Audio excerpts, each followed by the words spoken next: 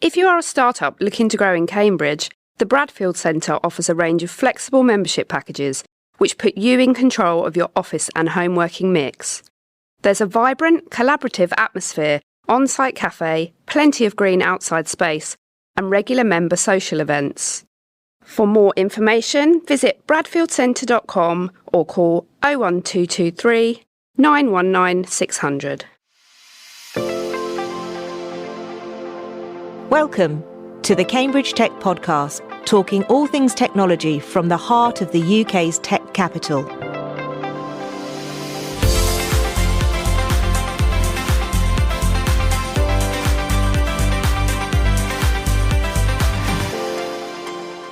Here are your hosts, Faye Holland and James Parton. Hi, I'm Faye. And I'm James. So this week is a short one. We've only got 4 days this week. What have you crammed in this week, Faye, in the shortened week? So I went over to Idea Space and met with quite a few of the founders from the University of Cambridge programme, which was really super interesting. And then also another couple, one on medtech, one on health tech.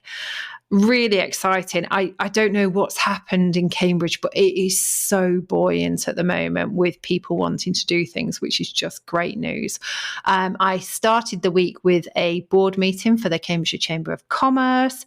On Wednesday, I went to Would I Sigh to You, which is the Cambridge Science Centre event, which will be next week's episode.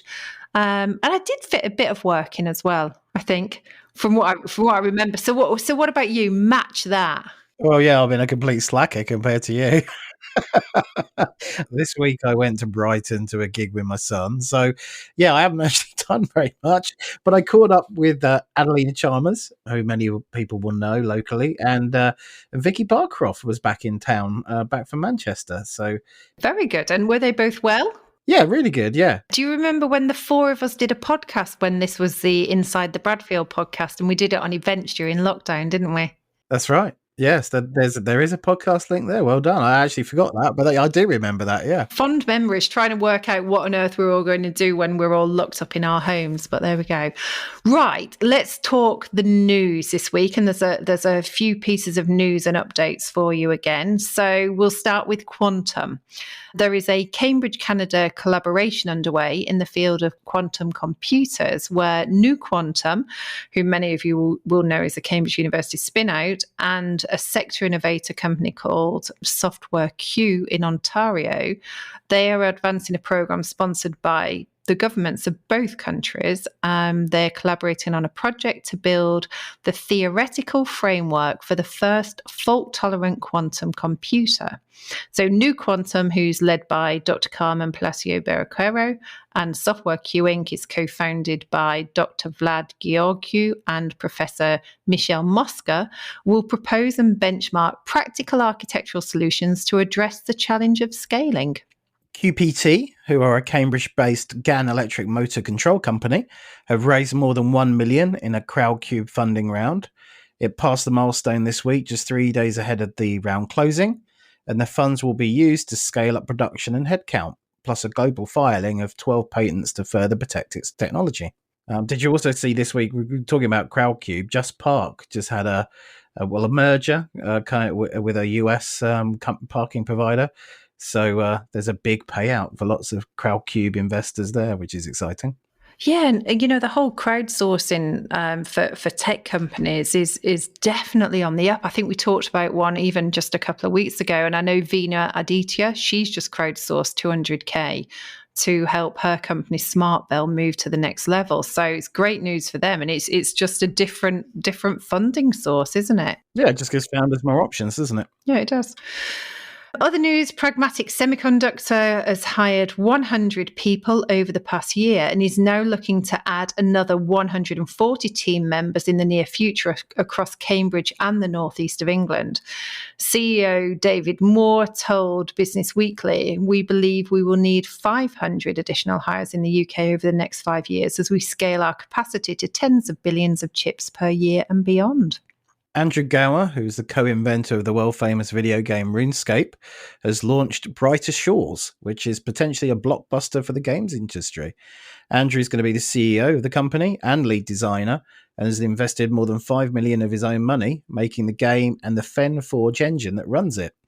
There are also plans to make the FenForge game engine available so other developers can also use it to make their own games. Really excited. And we have asked for an intro into Andrew, who'd spoken to Business Weekly, and a call as well. If you're in the gaming industry, we would really like to do a panel episode because it's a very buoyant industry within Cambridge. And the final piece of news that I have is for anyone interested in joining this year's Impulse programme at the Maxwell Centre. If you remember, we've talked about it in the past. It's a 12-week part-time hybrid programme running from the end of April to mid-July. The applications have actually closed, but bizarrely, there are still some sponsored places available. So this is where the industry comes in and sponsors places. So the programme is actually looking for PhD students or postdocs, and you can be at any UK higher education institute. It's not a Cambridge-specific programme. So if you know anyone that's in the fields of material science, engineering, biotech, biological sciences, then do, point them in the direction of Impulse. And you can just go quickly Google Impulse at Maxwell Centre and you can find all the details there. Excellent. Let's move on to some things in your diaries. So Springboard are announcing that their startup grant for this year is now open for entries. They are offering a free project worth up to £20,000 to any promising new startup developing a medical device or a life science technology product. Entries have got to be in by the 31st of May. If you want to know more and meet the Springboard team, come along to the Bradfield Centre on the 10th of April, where they'll be doing a pop-up between 11:30 and 2:30. A few other bits and pieces. The marketing meetup, which we mentioned last week, is on the 4th of April, and they're looking at AI for this one, so that should be interesting. That's also at the Bradfield Centre. Tech educators who have their campus with us at the Bradfield, they have their graduation event to celebrate the people that are coming off their coding courses. That's on the 5th of April. And again, something we mentioned last week, on the 16th of April, Cambridge Software Crafters are giving you the opportunity to create an API to control the Mars rover, which is sounds really interesting. That's great. And they're just events at the Bradfield Centre. So there are loads of events going on around Cambridge, but it's great to keep showcasing a few of them as they come up. Yeah, absolutely. Yeah, if you've got any, send them in. I'm adding things I'm aware of, but, feel free to send them in. This isn't just about Bradfield Centre events, obviously. It's open to everyone. Absolutely. Okie dokie, so that's your news and updates. So let's move on to today's episode. I'm thrilled to welcome today's guest, Paul Beastall, who is CEO of an exciting new startup called HutanBio. HutanBio have got a rather huge objective to decarbonise an industry that moves across vast oceans for 330 days a year, uses 200 million tonnes of diesel fuel a year, and requires its fleet to be operational for over 30 years. So let's find out more.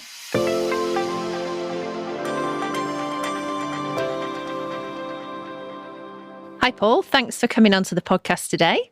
Thank you for having me. Our pleasure. So HutanBio were a 21 to Watch winner last year in 2023, and I've known you since your head days at Cambridge Consultants, but you're here today in your role specifically as CEO of HutanBio. So would you introduce yourself and tell us how you found yourself in this role? Yeah, so I'm Paul Beastall, as you said. One of my many hats over the years, I've found myself as CEO of HutanBio, mainly because I met an amazingly inspiring guy. So about a year and a half ago, no, a bit more, 2 years ago nearly, I was introduced to a guy called Dr. John Archer, who's ex-Cambridge University, who has spent his life working on microorganisms that can be useful.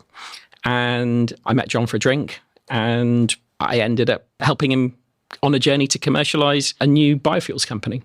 I was just going to say, John is an absolute legend, as you say. Is he still talking to me?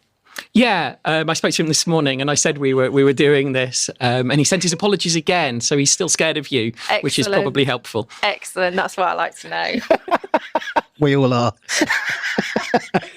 So this sounds like another Cambridge pub story of a company formation. But I understand that a lot of the development was actually done in Asia. So could you walk us through the kind of founding team? Yeah, so there are three key founders. There's John Archer, I've spoken about, Dr. Noor Aslin Mokhtar, who is Malay and was one of John's PhD students here in Cambridge. They go back 20 years, right. So they're thick as thieves, basically.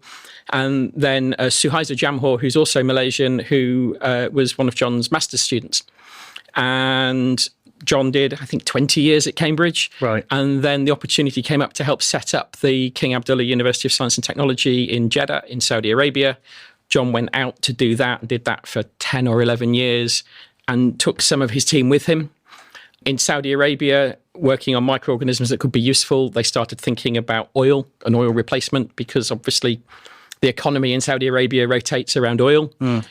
Having done that stint in Jeddah, John decided he actually wanted to spend a bit more time with his family, who'd stayed in the UK, nominally retired, but we all know Cambridge academics never retire, came back to Cambridge. And then the three founders set up HutanBio in 2019 to try and commercialise biofuels and hit some problems with timing in the pandemic. Things went a bit quiet, but where we are today, the two Malaysian founders run our biology R&D centre out in Malaysia. And John and I are headquartered here in the UK. We've just raised our first institutional investment, and we're now going to be building our commercial footprint and our engineering team here in Cambridge. So let's come on to the funding and the expansion of the team in a moment. But actually, I want to kind of get an idea of the size of the problem. So you just said then about, John was out in Saudi looking at oil replacements, which is very logical. So as I understand it, HutanBio, you've created a fuel that looks like, feels like, and behaves like diesel. So it has this huge potential to disrupt shipping, transportation industry. So how are you doing this, and what's the size of the problem? Let's put some context on it. It's got to be huge, right? It is. So we're focusing on heavy transport, which three sectors: aviation, shipping, and what we call heavy land transport. So that's trucks and then dumpers and things with caterpillar tracks that are painted yellow that go into mines and things. And between those three, they use about 8.7 billion barrels of oil a year. I don't really know what a barrel is, or I didn't. That's about 1 billion tons, just over 1 billion tons of oil a year.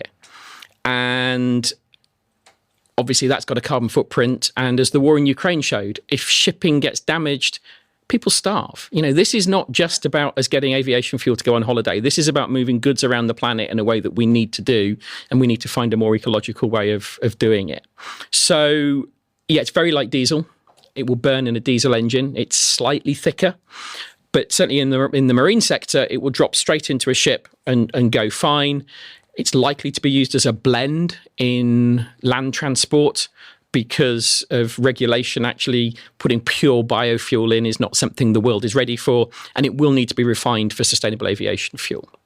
So am I correct in understanding then that there's no retrofit needed on the engines? It can just drop straight into a standard diesel engine? That is the magic. Yeah. That is so people talk to me and say, is this a transition technology? And it's like, yeah, it probably is, but I think I'll be dead before that transition is completed. So, people are now building new ships today that burn oil. Ships have an operating life of 30 to 40 years. So, yeah, I think that's a unique selling point. The only efficient way to carry large amounts of energy that you need for long distance is to use hydrocarbons. So rather than trying to change that, let's change the hydrocarbon. Let's make it absorb carbon while it's growing. And then when we burn it again, we're still net zero or better. So that kind of touches on the benefit of the emission ends of the scale. Talk to us about the kind of development then of the biofuel, and what does that process look like? I believe it took 10 years and you developed a floating lab, which sounds quite interesting. So talk us through that kind of development life cycle and what it takes to actually put this into production. Yeah. Okay. So when you say you, that's John and the team. It was before I joined. And they kind of turned the problem on its head. Most people look at an organism and think, what can we do with it? John and the team decided, let's look at a problem and then let's see if we can find an organism that can fix that problem. And so the problem was we wanted an organism that would grow in salt water because many biofuels need fresh water, which drives water poverty in the developing world. And it means that we can grow in areas where we don't need to clear forested land. So our vision is we grow in deserts in photobioreactors, which is a posh word for plastic bags. So that's the vision. And to do that, what John and the team did is they took samples of tropical, shallow water algae. They took over 1 trillion samples, which is quite a big number. That's colonies, that's not individual cells.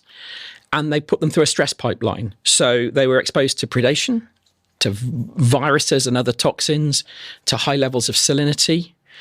And at the end of it, they had to survive, and they had to produce a lipid, so an oil that was comparable with fossil fuels that we use today. And it was over 100 different species came out of the end of that pipeline. Of that, 80 of them were in the same genus, so the same family, which was previously unknown to science. Oh, okay. So that is what we call HBX. That is our product.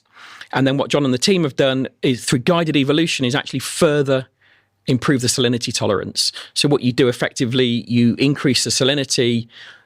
The organisms that flourish are the ones you then take out and use for the next generation. So I'm going to come on to HBX in a second, but did you use technology? So you've gone from 1 trillion sample colonies to 80, or was that literally 10 years of research and the work on the floating lab? So a lot of the work was in refining that process to make it efficient. So actually the organisms we use now are ones that we have isolated in Malaysian tropical waters since the company was set up. So our current organisms were all pulled out of the Malacca Straits and the South China Sea, so local to where we're currently growing.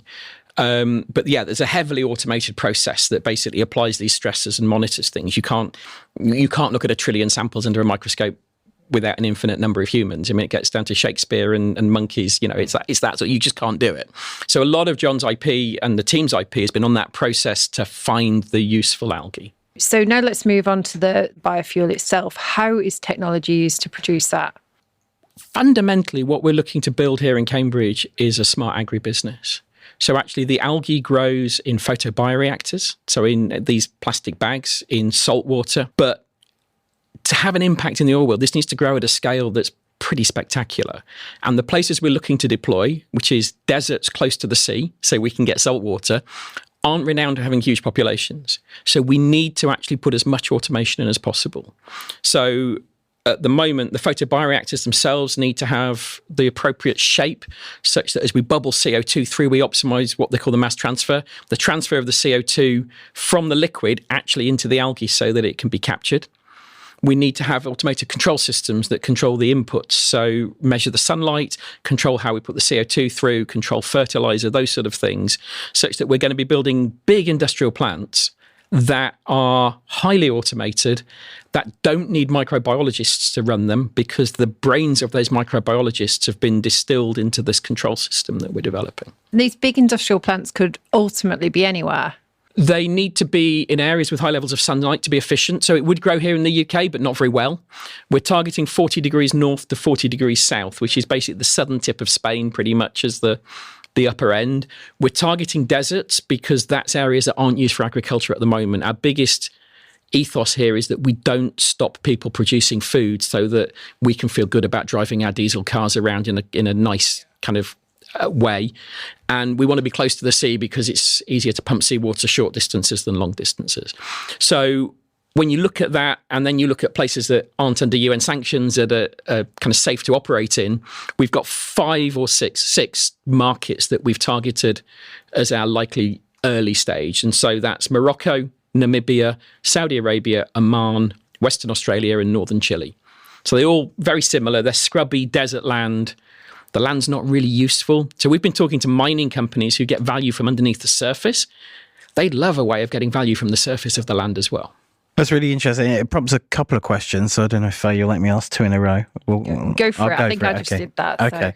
So my first question, which you'll get from, I guess, every investor you ever speak to, you talked about today, was it 1 billion tons of diesel are used by shipping and transport, except heavy transport that you said. So paint us a picture in terms of how much you need to scale to make a significant impact in that kind of switching to your biofuel.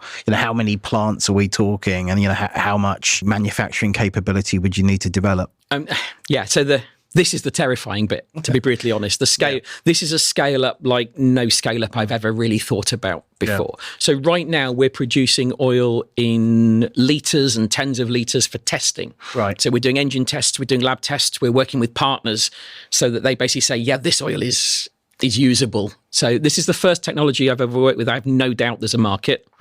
We've got a proof product market fit. Yeah. That's where we're at. From a scale-up point of view, anything helps. Yeah. And, our vision is we're not going to build all these plants ourselves. We're going to partner. This is an infrastructure play as a different investment model in the long term. That's the way we can drive scale quickly. But, to put some numbers on it, so a square kilometre of plant produces about 35,000 barrels of oil a year, also captures 22,000 tonnes of CO2 a year. Okay. Yeah. So, this is pretty cool stuff. But to run one of the world's biggest ships, so one of the big bulk carriers that perhaps goes from Shanghai to Los Angeles across the Pacific, to run that for a year, we need between 5 and 10 square kilometres of growth just to run one ship. Okay. But, these guys have fuel bills of $50 million a year. Yeah. So even working on one ship is better than no ships. Yeah. And the reason we're targeting shipping first is because actually there's a supply chain with fuel brokers who pull together fuel off the market, very keen to work with us to start it as a blend, to add in, to start bringing benefit. And fundamentally, when we get to that a few tons stage, from then on, we've got a market we can scale in. And isn't that, what a lovely problem for a startup to have? From our scale, it's an almost infinite market. That's not going to be our limitation. Our ability to scale and grow the business in the right direction is the thing that worries me, not will people buy it. Yeah. And the follow-on question, which you touched on there, actually, when you describe the kind of plant that's necessary, obviously as a green tech or an agri-tech startup, I'm sure that you've thought really deeply about the environmental impact of that as well. Yeah. So maybe you could talk us through that, because obviously your mind immediately jumps to like an oil refinery, which is, polluting. So I'm sure that your plant and your infrastructure is also going to be incredibly kind to the environment. Is that fair? Yep. Absolutely, that's our ambition. So we do use plastic. The photobioreactors are plastic film. And the challenge is to make them as thin as possible to reduce the amount of plastic we use, but make them as robust as possible. So we need to have them reliable. Our target design life for those bioreactors is 3 years, at which point we'll bring them back and recycle them. So it's a plastic that can be recycled. But it's not like an oil refinery. I always say, so these are lines of photobioreactors. Actually growing things. Growing things, they're green. Yeah. So think about a vineyard. It's an oil vineyard. Yeah. That's kind of the vision. So we need to build supporting infrastructure. The footprint to build it is fairly large, but our initial calculations suggest that the carbon payback, for want of a better phrase, is within 2 or 3 years. Right. Okay. I love it's an oil vineyard. Yeah, that's just me too. Great. That's one of the ones I'm proud of. Yeah, no, that's cracking.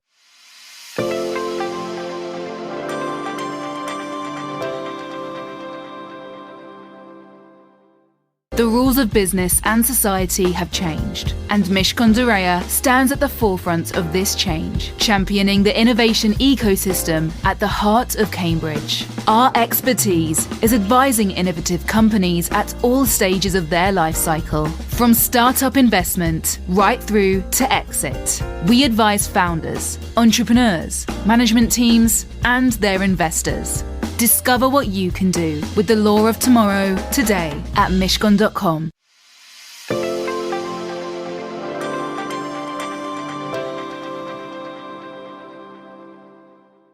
Let's jump back to one of the things that you alluded to earlier on, which was funding. So earlier this year, you received your seed funding of 2.25 million, I believe. Yeah. Tell us a little bit more about where that came from, who's involved in it, what the process was like.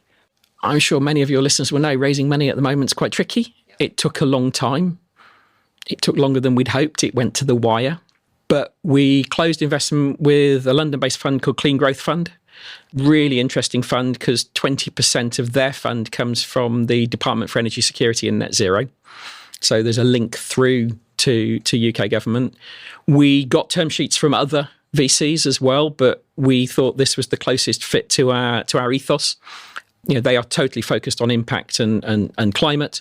The lead partner on that deal, Jonathan Tudor, has joined our board, and Jonathan's an incredibly informed, connected, and helpful guy. So, that bit's been brilliant. The round is still open. We've got about another £1 million that we're still in discussions with, ranging between other VCs and a couple of strategics. Again, we've got lots of interest. We're looking to close that out fairly shortly. And was the 2.5 million your first source of funding, or did you do some pre-seeds with maybe local angels or something? Yeah, so we did do a pre-seed round. Really interesting story. So 2 of our angel investors are 2 of the founders of CMR Surgical, who found it really hard to raise money, like lots of startups do. And they actually sat down and said, we know it's really hard. We want Cambridge to be able to get businesses that can accelerate quickly and get ready to scale. So Keith Marshall and Luke Hares, who are 2 of the founders, gave us pretty good slug of angel investment to help us start that process and get underway. And then also one of Luke's friends, a lady called Sophie Hanna, who isn't in the tech scene, except that she was an angel investor in CMR, is now again looking to put money back into other startups. She actually writes the Hercule Poirot novels under license from the Christie family. And she's fantastic. So she's in and out of the university. She's writing things. A great sounding board for when I say, this is our pitch deck, how's the story? Actually having access to somebody who's completely different is really helpful. And you touched on the kind of the team and the locations and, the R&D element and the engineering element. Talk to us about the plan for Cambridge, how you're planning to grow the team here, what kind of job roles that you'll be creating here, and what does the talent pool look like? Is this the right area for the kinds of people that you need? That's the easy bit, yes. Yeah. In fact, that was talked about at the Cambridge Tech Week launch, that actually it's not just about the university scientist, it's about that engineering community. And from when I joined, I was like, we need to build the engineering capability here in Cambridge. We've just hired our head of engineering. I can't name drop yet because he's got some exit issues to resolve, but that's great news. And the plan is we're going to grow an engineering team of about 5 or 6 people, and then a couple of people in commercial roles. And because we've still got our R&D centre in Malaysia, project management is going to be really key. We're running different strands that have to converge at the right time.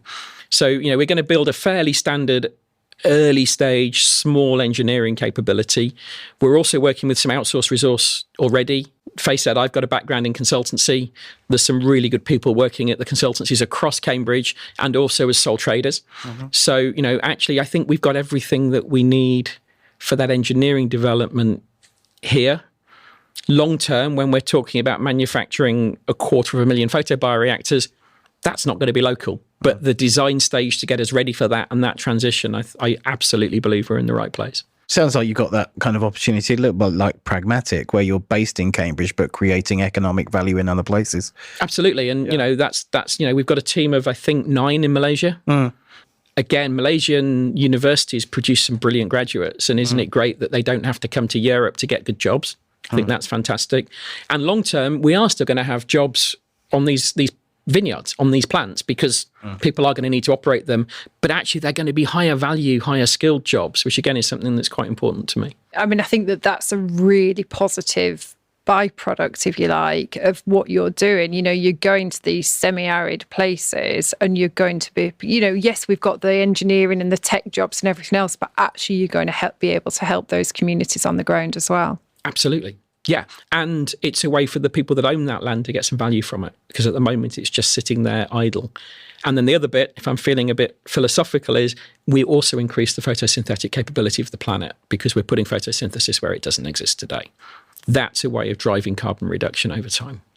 Amazing. So what's next? You've given us a few suggestions there. You're building a team. You're still looking for funding. What do you think you're going to look back on 2024 and what's going to have happened?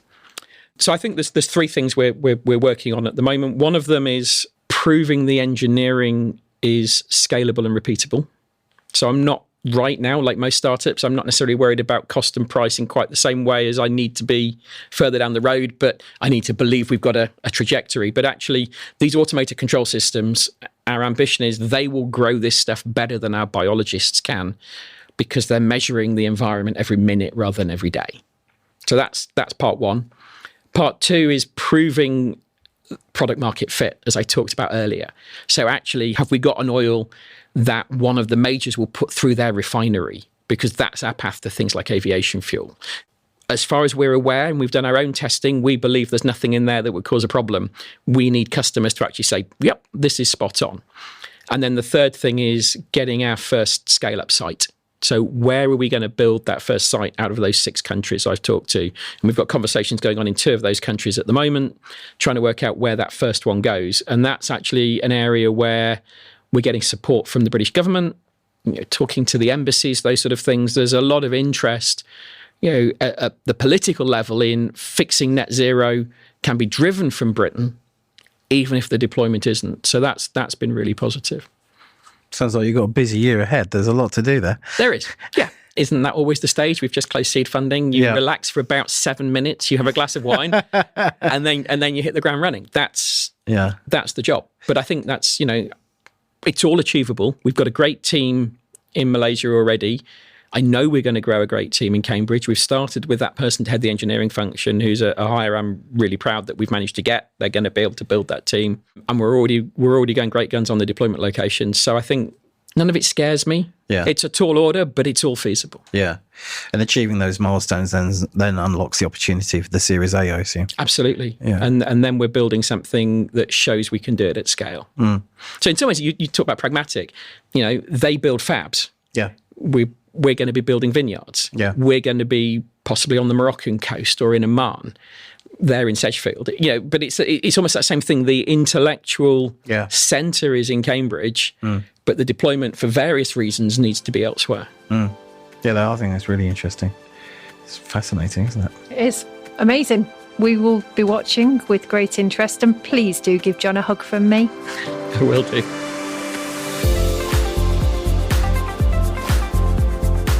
Today's show was produced by Carl Homer of Cambridge TV and supported by our media partner, Business Weekly.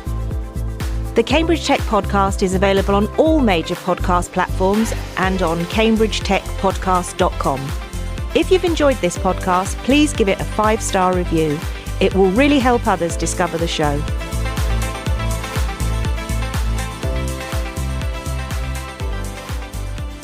Winter Comfort is the day support service for people facing homelessness in Cambridge. We offer advice and support to help people restore their sense of dignity, of control and hope. Winter Comfort helps rebuild lives. Visit wintercomfort.org.uk to find out how you can help us to help those in greatest need in our community.